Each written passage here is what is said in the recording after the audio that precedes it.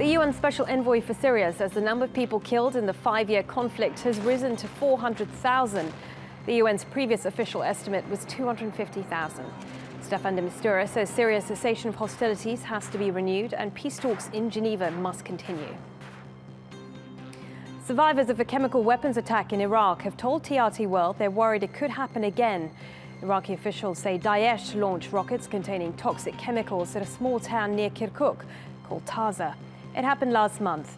More than 80 Iraqi Turkmen were injured in the attack and were brought to the Turkish capital for medical treatment this week. US President Barack Obama has waded into the Brexit debate as he arrived in the UK to meet with British Prime Minister David Cameron.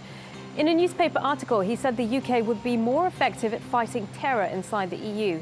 But those in favour of the country's exit have criticised Obama's comments.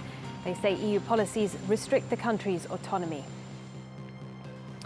Mexican President Enrique Peña Nieto is looking to legalize marijuana-based medicines and reduce prison sentences for people serving time for offences related to the drug.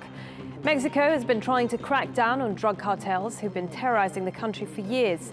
Peña Nieto's new stance reflects a new approach to the war on drugs.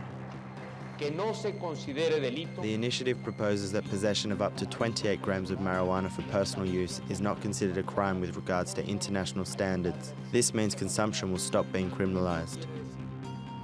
The Houthi rebels and Yemeni government have conducted a prisoner swap as peace talks begin.